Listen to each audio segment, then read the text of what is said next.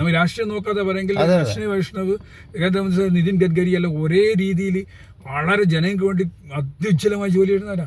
അവരടുത്ത് ഈ പ്രശ്നം ഉന്നയിച്ചു കഴിഞ്ഞാൽ എത്ര 15-25 വർഷമായി പറയുന്ന കാര്യം നടപ്പിലാവില്ല എന്ന് പറയുന്നത് വേറെ എവിടെയും എല്ലാവരും ഒത്തുപിടിച്ച ഒരു മാസം കൊണ്ട് നേടിയെടുക്കാൻ പറ്റുന്ന സംഭവങ്ങളാണ് എളുപ്പത്തിൽ നടക്കുന്ന കാര്യം. വളരെ എളുപ്പം MP നേതൃത്വം കൊടുത്ത് ഇതിന് ഇറങ്ങിക്കഴിഞ്ഞാൽ വളരെ എളുപ്പത്തിൽ. എന്തുകൊണ്ട് കണ്ണൂർ മാത്രമല്ല, ഞാൻ പറഞ്ഞത് യാത്ര ചെയ്യുന്ന ഒരുപാട് ഉദ്യോഗസ്ഥർ, വിദ്യാർത്ഥികൾ എല്ലാവരും ഇതിനെതിരെ രംഗത്ത് വരണം. അവര് സോഷ്യൽ മീഡിയകൾ ഉപയോഗിക്കുന്നുണ്ടെങ്കിൽ ഇതിനെതിരെ പ്രതികരിക്കണം. അവരെ പ്ലാറ്റ്ഫോമുകളിൽ അവർ പ്രതികരിക്കട്ടെ. ഒരു ധർണ നടക്കുന്ന പോലെ ഒന്ന് കൂടെ നിൽക്കൂ എന്ന് പറയുമ്പോൾ തന്നെ നിൽക്കാതെ പോയി കളിയാണ്. അതെ, നിങ്ങൾ ഈ പാസഞ്ചർ അസോസിയേഷന്റെ ധർണയ്ക്ക് ഒന്നും ആള് കാണാറില്ല. ഇല്ല അതൊന്നും ഞാൻ മനസ്സിലാക്കിയത്. വേറൊന്ന്, ഞാൻ ഇതുമായി ബന്ധപ്പെട്ടിട്ട് ഇപ്പോൾ റെയിൽവേയിൽ പോയി ഇങ്ങനെ ഒരു ബൈറ്റ് കാര്യങ്ങൾ അന്വേഷിക്കുമ്പോൾ പോലും ഒരു യാത്രക്കാരൻ പോലും അനുകൂല സമീപനം സ്വീകരിക്കുന്നില്ല. വിമുഖത കാണിക്കുകയാണ്. വിമുഖത.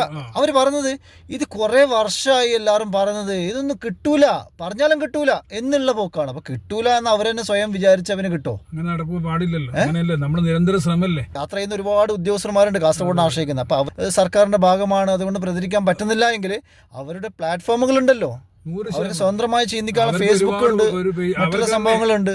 അവർക്ക് തന്നെ വാട്സപ്പ് ഗ്രൂപ്പുകൾ നിരവധിയുണ്ട്. ഇവര് ചുമ്മാ ഒരു പോസ്റ്റ് ഇട്ടാൽ തന്നെ മതിയാവും.